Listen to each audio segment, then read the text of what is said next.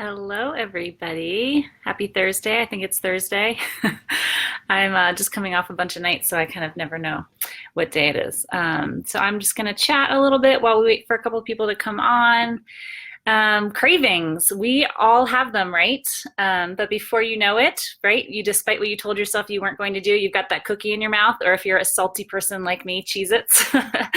So what are these things we call cravings, and what can we do about it? Hi, Sarai. Hi, Nadia. Thanks for watching. Before I get to remind you, for those of you who are watching who may not know me, I'm Dr. Heather Hammerstedt. I'm an emergency physician and a lifestyle medicine physician. I'm stoked to provide stoke around lifestyle medicine. So I'm the CEO of Wholist, a mama, speaker, educator, and a health coach. And here at Wholist, we use the evidence behind food, sleep, exercise, mindset, and mindfulness to help people just like you to curate your health present and future. So coaching programs and consults around weight and food, exercise, and culinary strategy. So today we're going to talk about cravings. So back to it. A number of mechanisms have been advanced to explain the physiological and pathological changes in behavior that lead to food cravings and a loss of control over eating. The latter, of course, the loss of control over eating, is a major concern with obesity and a number of eating disorders. And cravings, in my opinion, are a perfectly messy example of how we are constantly entrenched in a biopsychosocial paradigm at every turn. So I have a bunch of my own thoughts about my biopsychal and social components of cravings, and there are posts all this week about that, and there's a link in one of those to a great Scientific American article about this, so definitely check that out. Hi, Michelle. Hi, Anne. Hi, Kathy. Thanks for joining. So let's start with psyche.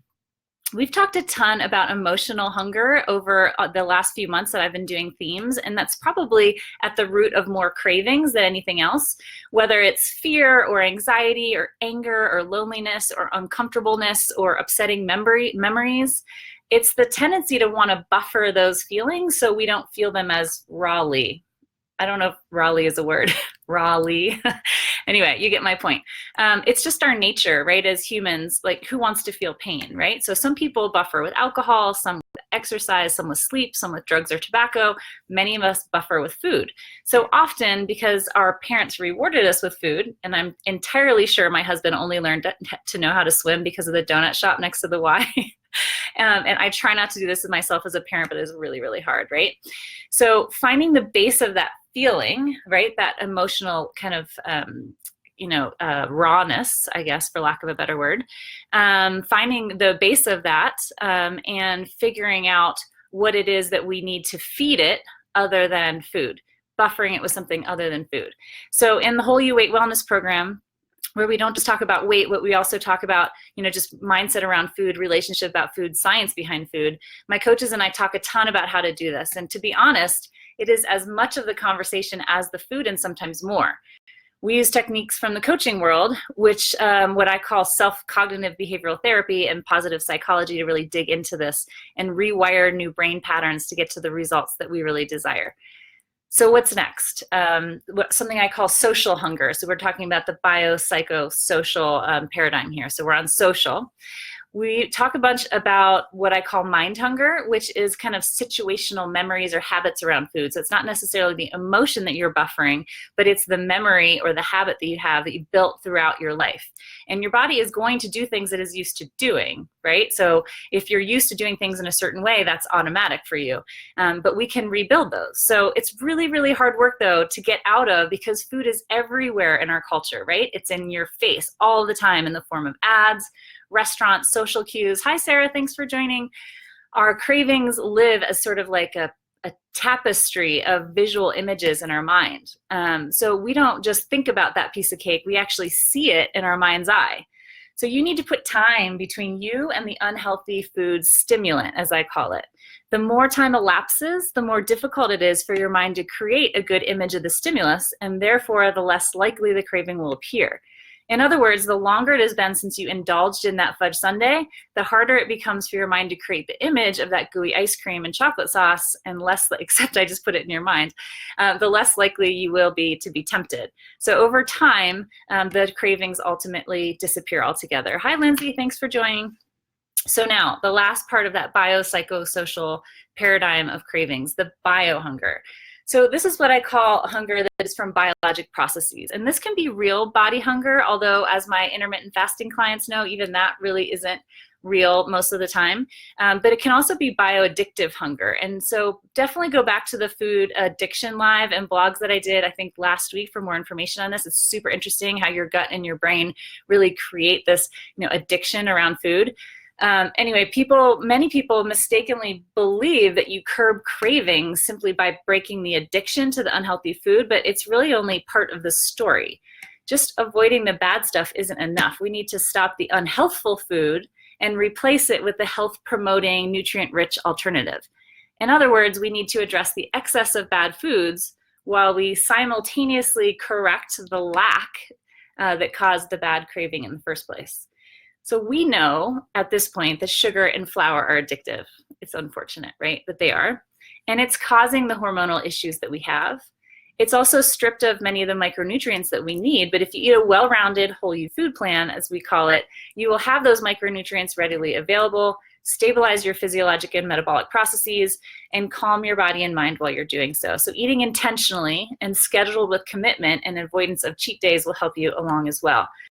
We're going to talk a little bit here about those micronutrients and some things that we do think are related to actual bio cravings, but I just wanted to say that while I was mentioning my intermittent fasting clients, that you really do, that hunger that you feel, you have the opportunity to be able to rework that for yourself by realizing that often the feeling that you have is a shift from using your glucose as fuel to your glycogen as fuel, and that's a good thing. It means you're starting to work through the fuel that you already have.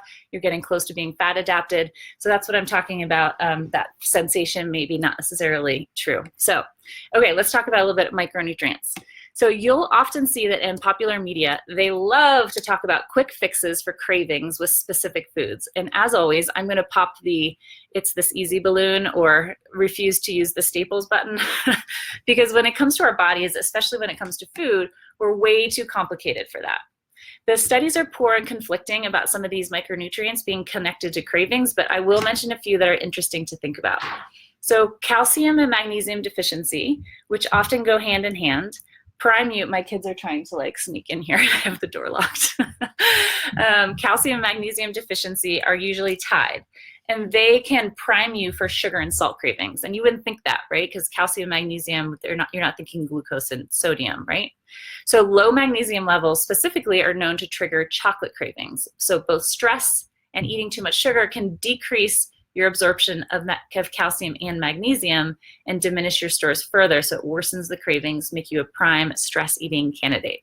So if you hear that, stress and eating too much sugar decreases your absorption of calcium and magnesium and diminishes your stores, which means you want more and more and more. Additionally, sodium and calcium are in cellular processes together, basically sort of integrally linked, and the increase in sodium does transiently increase the calcium in your blood. So if you're deficient in calcium and you eat salt, this can trick your body into thinking its calcium problem is fixed. And so the salt cravings are correlated to calcium. So what to eat up if you are a kind of sugar craving person or a salt craving person, you need to get your calcium fix. And you can do that with dairy products like yogurt, kefir, or cheese, bone-in sardines, dark leafy greens if you're primarily plant-based. You can get your magnesium quota by downing nuts, seeds, potato skins, dairy, and broccoli. Let's talk a little bit about vitamin B. So this is really important because it helps your body deal with stress, and we all have plenty, right? B vitamins like B1 and B5 keep your adrenal glands functioning appropriately. Hi, Laura, thanks for joining. And the B6 and B9 aid in the formation of certain neurotransmitters that help you regulate mood and make you feel good. So in periods of super high stress, your body uses up these vitamins more quickly, making you more prone to the effects of stress, like overeating, if your levels aren't sufficient. So the other B vitamin depleters besides stress are going to include caffeine, alcohol, refined sugars, and medications like birth control pills and anti-inflammatories. So what to eat up for B vitamins?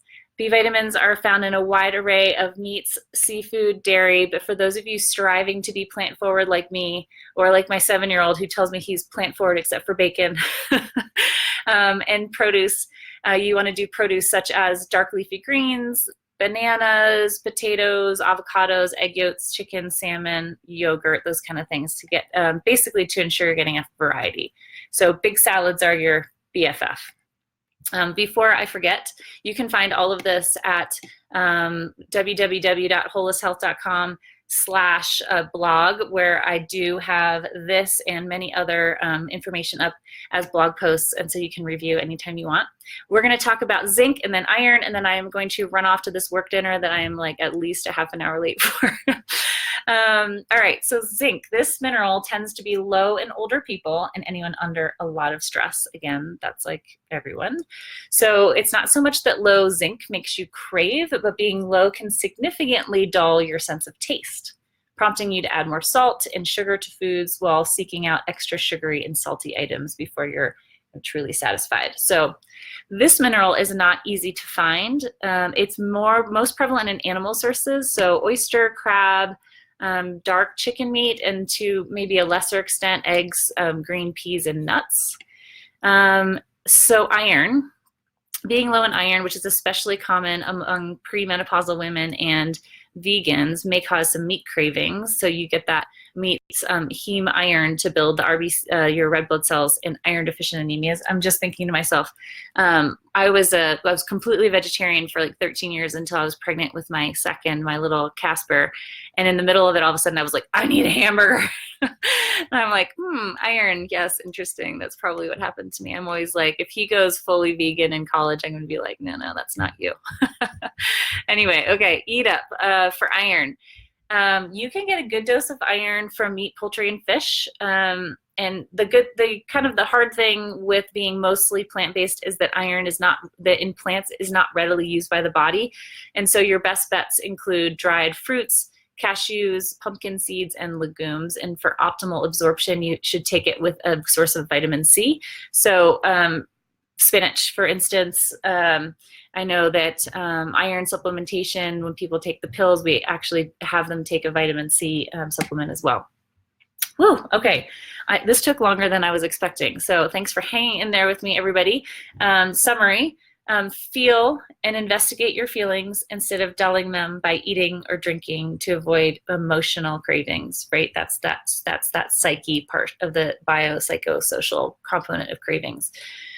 Recognize and repattern your social behaviors to avoid those social mind cravings, and avoid those bio cravings by realizing that often what you're feeling, those sensations of hunger, may be you shifting from glucose fuel to glycogen, which is actually a great thing because that means that you're using your body's own energy for fuel, and you're getting on your way to being fat adapted. And that's what is super important for all of us, whether we need to lose weight or that we just need to be healthy, to give ourselves those vacations to let our body realize what it needs to be doing on its own. Additionally, avoiding those bio cravings by removing sugar, processed flours, and grains, and eating an intentional whole you food plan to get what you need and when you need it. So thanks for staying with me. Again, I am Dr. Heather Hammerstedt. I have my doctorate in medicine, board certification in emergency medicine and lifestyle medicine. I'm an integrative nutrition health coaching certificate holder. I have a medical acupuncture certificate, public health degree, and 2 tiny, crazy Muppet humans who've tried to get in here like 6 times. I'm also the CEO and founder of Wholist. This is a lifestyle medicine coaching and consulting company. I specialize in helping busy professionals transform their current and future health features to meet their goals, all with the evidence, education, empowerment delivered by the flexible technology to meet you where you are to help you succeed. And I have an awesome team that helps me do that. So thanks for staying in here with me, and I'll talk to y'all soon. I'm off to my work dinner. Ciao.